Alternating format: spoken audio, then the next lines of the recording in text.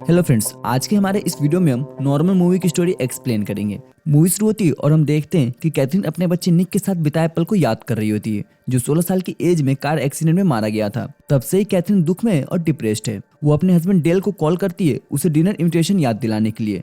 फिर जब ये डिनर करने जाते हैं तब कैथरीन की फ्रेंड कोनी और उसका हस्बैंड जेरी भी इनके साथ होता है। कोनी यहाँ अपने हस्बैंड जेरी के काम में आए प्रॉब्लम के बारे में बात करती है, पर कैथरीन डिस्ट्रैक्ट होती है और वो उसकी बातें नहीं सुन रही होती है। फिर जब जेरी कैथरीन को मीट सर्व करता है तब वो उसे खाने से मना करती है, जिससे डेल सरप्राइज्ड हो जाता है क्योंकि कैथरीन हमेशा मीट खाना पसंद करती थी। कैथरीन शार्पली डेल को कहती है कि अगर वो उसे समझता है तो उसे पता होगा कि वो मीट खाना पसंद नहीं करती है। कोनी माहौल को ठंडा करने के लिए कैथरीन का सपोर्ट करती है और कहती है ये सच बोल रही है। साथ ही वो कहती है कि मीट हार्मफुल होता है और इसे खाना नहीं चाहिए। फिर जब ये डिनर करके वापस घर आते हैं तब कैथरीन काफी नशे में होती है और वो अपने बच्चे निक के बारे में बात करके रो रही होती है। डेल उसे शांत करने की कोशिश करता है और उसे बेड पे सुला देता है। इसके बाद हम यंग मैन जॉर्डी को देखते हैं जो अपनी सजा काट के जेल से बाहर निकल रहा होता है, जिसे उसके फादर कार्ल लेने आते हैं। वो जॉर्डी से कहते हैं कि उसकी वाइफ लिसा यानी जॉर्डी की स्टेप मदर हमारा वेट कर रही है। ये सुनते ही जॉर्डी अपसेट हो जाता है क्योंकि वो लिसा को पसंद नहीं करता है और उससे वो काफी ज्यादा परेशान है। अगली सुबह जॉर्डी उठता है तो देखता है कि लिसा ने ब्रेकफास्ट तैयार किया है और वो कार्ल के साथ उसका वेट कर रही है। कार्ल यहाँ कठोरता से जॉर्डी को कहता है कि वो उसे सिर्फ 1 सप्ताह का समय देगा जॉब ढूंढ के काम शुरू करने के लिए, क्योंकि वो बहुत ही गैर जिम्मेदार और परेशान है। उसके बाद कार्ल जब अपनी जॉब पर चला जाता है जो कि साइकाइट्रिस्ट है, तब लिसा जॉर्डी से बात करती है और दयालु बनने की कोशिश करती है। तब जॉर्डी कहता है कि वो उसके फादर की वाइफ है और वो कभी भी उसकी मदर नहीं बन पाएगी। इस दौरान कैथरीन भी उठती है और वो देखती है कि डेल उससे अपसेट है क्योंकि कैथरीन ने उनके दूसरे बेटे ब्रैडी की पूरी रिस्पॉन्सिबिलिटी डेल के भरोसे ही छोड़ दी थी। वो उसे ब्रैडी को स्कूल ले जाने के लिए कहता है और फिर कैथरीन जल्दी से तैयार होकर उसे स्कूल ले जाती है। ब्रैडी को स्कूल छोड़ने के बाद वो उस जगह पर जाती है जहाँ निक का एक्सीडेंट हुआ था। वहाँ से वो वापस घर आ जाती है और निक के रूम में जाकर रोने लगती है। उसी वक्त वहाँ ब्रैडी आ जाता है जो अपने फ्रेंड एलन के पास जाने के लिए पूछता है, पर कैथरीन उसे मना कर देती है क्योंकि एलन के पेरेंट्स घर पर नहीं होते हैं। उसके बाद हम कार्ल को देखते हैं जो अपने क्लिनिक में वॉल्टर नाम के आदमी के साथ बैठा होता है। वॉल्टर यहाँ अपने भाई डेनिस के मेंटल स्टेट के बारे में बात करने आया था। वो कहता है उससे एक एक्सीडेंट हो गया था और वो अपने आप को इसके लिए गिल्टी मानता है क्योंकि वो ड्राइविंग करते समय ड्रंक था। कार्ल उससे पूछता है उसका भाई उस समय उसके साथ क्यों था। तब वॉल्टर एक्सप्लेन करता है कि डेनिस को पार्शियल एटूजम है और वो उसे उसके एक स्टेशन से पिक करने गया था। उस समय उसने अपने कार से निक नाम के लड़के को ठोकर मार दी जो कि उसी वक्त मारा गया।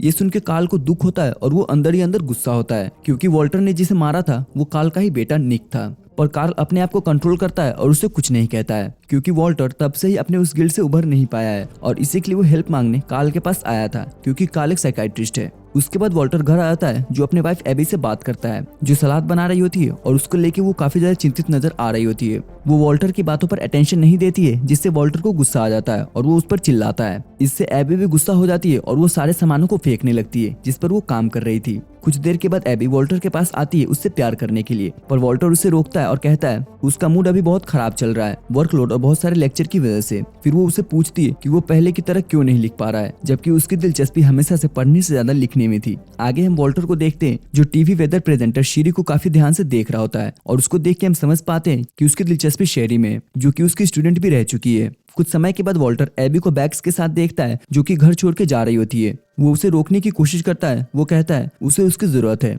एबी मना करती है और कहती है उसने बहुत सह लिया, अब नहीं, अब वो उसके साथ नहीं रह सकती है। वो अपने बहन के घर जा रही है रहने के लिए। इस दौरान हम जॉर्डी को देखते हैं जो पिज्जा रेस्टोरेंट में जॉब के लिए अप्लाई करने गया होता है, पर जब मैनेजर को पता चलता है कि वो दंगों के आरोप में अभी भी जेल से छूट के बाहर आया है तो वो उससे पूछता है कि क्या उसने कभी चोरी की है। तब जॉर्डी कबूलता है कि उसने एक बार एक कार को चुराया है जिसका उसे बहुत अफसोस है कि उसने ऐसा काम किया। मैनेजर उसकी बात सुनने के बाद उसे हायर करने के लिए तैयार हो जाता है। रेस्टोरेंट से निकलने के बाद वो बाय चांस अपने स्कूलमेट मेलिसा से मिलता है जो जॉर्डी को देख के हैरान होती है, जैसे कि उसे नहीं पता है कि जॉर्डी अभी भी जेल से छूट के आया है। तो जॉर्डी उसे कहता है कि वो कल ही जेल से छूट के आया है और वो जॉब की तलाश कर रहा है। मेलिसा उसे आज रात पार्टी में आने के लिए कन्विंस करती है और उसे निक की मदर कैथरीन से मिलने की कोशिश करने के लिए कहती है। ये सुनते ही जॉर्डी तनाव में आ जाता है और कहता है वो आखिरी इंसान होगा जिससे कैथरीन मिलना चाहेगी। उसी रात कैथरीन सुपरमार्केट में जाती है जहां वो जॉर्डी को देखती है, जिसे देख के वो नर्वस हो जाती है और उसे छिपती है जब तक वो चला नहीं जाता है। उसके बाद हम डेनिस को देखते हैं जो अपने ब्रदर वॉल्टर से कुछ भी करने से पहले एडवाइस लेता है और वो इस बार भी वॉल्टर को एडवाइस लेने के लिए कॉल करता है। जबकि वॉल्टर इस वक्त काफी चिढ़ा हुआ था तो वो डेनिस को कहता है कि तुम जो चाहो वो करो, और ये कह के वो कॉल को कट कर देता है। पर अपनी गलती मान के वॉल्टर फिर से डेनिस को कॉल करता है और उससे बात करता है। अगली सुबह लिसा जॉर्डी के रूम में आती है ये देखने के लिए कि कहीं उसके पास कपड़े तो नहीं है धोने के लिए। पर जॉडी लिसा की इस हरकत से गुस्सा हो जाता है और वो उस पर चिल्ला के बोलता है कि वो मदर की तरह उसका केयर करना बंद करे, क्योंकि वो कभी भी उसके मदर को रिप्लेस नहीं कर सकती है। कुछ समय के बाद जॉडी लिसा को बाथरूम में देखता है, जो कि बिना कपड़ों की होती है, और उसे देख के वो उसे आकर्षित हो जाता है। वो लिसा के करीब जाता है और उसे किस करता है। लिसा भी उसे ऐसा करने से नहीं रोकती है और फिर दोनों यहाँ पर सेक्स करते हैं। उसके बाद ये दोनों साथ में बैठ के बात करते हैं और लिसा जॉडी से कहती है कि जॉडी के फादर बूढ़े हो गए और वो उसकी ओर ध्यान नहीं देते, उसकी फीलिंग नहीं समझते, जिससे वो काफी अकेलापन महसूस कर रही थी। पर जब से जॉडी जेल से छूट के आया है तब से वो अकेला फील नहीं कर रही है। उसके बाद हम कैथरीन को देखते हैं जो डाइनिंग टेबल पर बैठ के खाना खा रही होती है डेल और अपने बेटे ब्रैडी के साथ। तब वो ब्रैडी को कन्विंस करती है अपने भाई निक की तरह बास्केटबॉल खेलने के लिए, जो कि इसमें काफी अच्छा था। ये सुनते ही ब्रैडी परेशान हो जाता है और ये देख के डेल कैथरीन को वार्न करता है कि वो ब्रैडी के ऊपर साइकोलॉजिकल प्रेशर डाल रही है। कुछ समय के बाद ब्रैडी बास्केटबॉल की प्रैक्टिस करने जाता है, तभी उसके फादर इंजर्ड हो जाते हैं, तो वो ब्रैडी को घाव पर लगाने के लिए कुछ लाने के लिए बोलते हैं। ब्रैडी घर के अंदर जाता है कुछ लाने के लिए, तब कैथरीन उसके हाथ में निक की बास्केटबॉल देखती है, तो वो उससे बास्केटबॉल छीन लेती है, जिस पर ब्रैडी कहता है कि निक मर चुका है और वो इस बॉल से खेलने के लिए नहीं आ सकता है, और वो कैथरीन को होश में आके रियलिटी को फेस करने के लिए कहता है। उसी समय हम दूसरी तरफ वॉल्टर को देखते हैं जो यूनिवर्सिटी में शेरी से मिलता है, जिसके साथ वो सेक्स भी करता है। फिर वो शेरी को अपने साथ लेकर डेनिस से मिलने जाता है, पर जब डेनिस शेरी को देखता है तो वो बहुत ज्यादा डर जाता है और वो उसे रूम में आने से रोकता है, क्योंकि वो जिससे कभी नहीं मिला होता है उससे वो मिलने से डरता है। वॉल्टर उसे समझाने की कोशिश करता है और कहता है उसने शेरी को पहले देख रखा है, पर डेनिस उसकी बात नहीं मानता है, तो वॉल्टर शेरी से माफी मांगता है और उसे कार में वेट करने के लिए कहता है।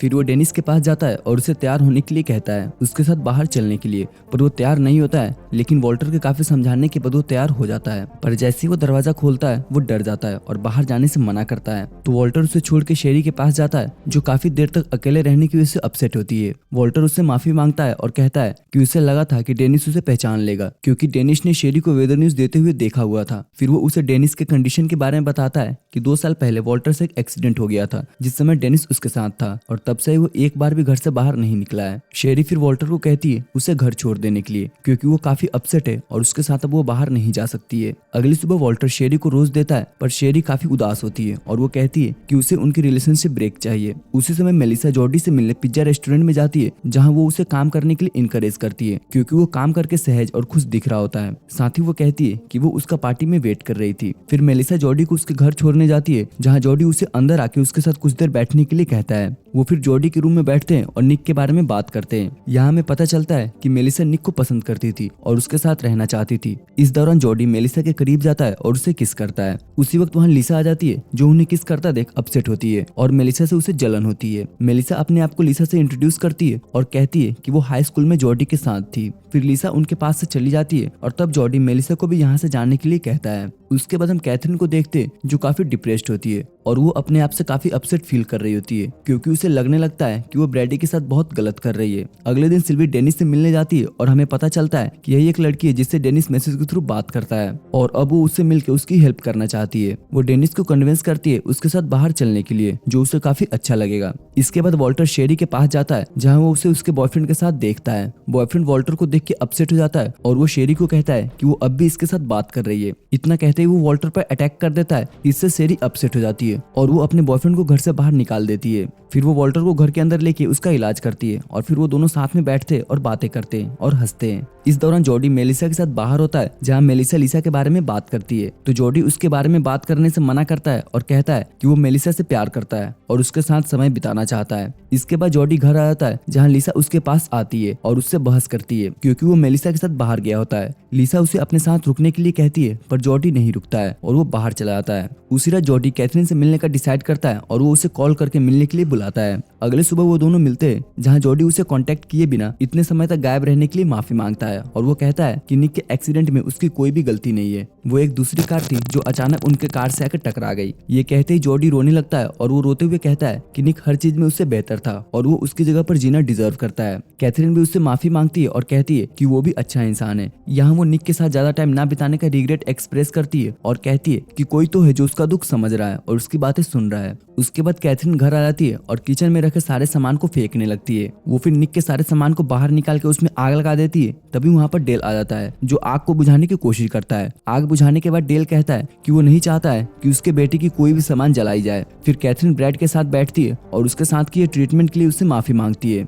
वो उसे समझाती है कि उसने क्यों निक के सामानों को जलाया ताकि वो उसे भूल सके। वो ब्रैडी को गले लगाती है और उससे माफी मांगती है और कहती है कि वो उसके आंट के घर पर जाएंगे कुछ समय के लिए ताकि वो अपने मेंटल स्टेट को इम्प्रूव कर सके। जब डेल कैथरीन को बैग पैक करते हुए देखता है तो वो समझ जाता है कि कैथरीन घर छोड़ के जाना चाहती है, पर ब्रैडी के सामने वो कुछ भी नहीं कहता है। कैथरीन डेल से कहती है कि वो उसे कभी माफ नहीं कर सकती है क्योंकि वो निक के मरने के बाद एक बार भी नहीं रोया और अगले ही दिन से वो अपनी लाइफ नॉर्मल जीने लगा जैसे कुछ हुआ ही नहीं है। डेल उसे समझाता है कि उसने सही चीज की क्योंकि ये लाइफ का नेचर है और किसी के मरने के बाद जिंदगी नहीं रुकती है। उसके बाद हम डेनिस को देखते हैं जो अपने भाई को कॉल करके कहता है कि वो सिल्वी के साथ बाहर जाने के लिए तैयार है। हालांकि वॉल्टर अभी डेनिस की बातों में इंटरेस्टेड नहीं होता है। बाहर की आवाजों से डेनिस चिंतित हो जाता है, पर फिर भी वो कुछ समय के बाद बाथरूम में जाके शेविंग करता है और शेविंग करते समय उसके चेहरे पर कट लग जाती है। वो फिर तैयार होता है और घर के बाहर जाने के लिए हिम्मत जुटाने लगता है। उसी वक्त हम वॉल्टर को देखते हैं जो कैथरीन के घर जाकर उससे माफी मांगना चाहता है क्योंकि वो गिल्ट में अपनी लाइफ जीना नहीं चाहता है, पर कैथरीन उससे बात नहीं करती है और ना ही उसकी बात सुनती है। जब वॉल्टर उसे जोर देकर कहता है कि वो उसकी बात सुने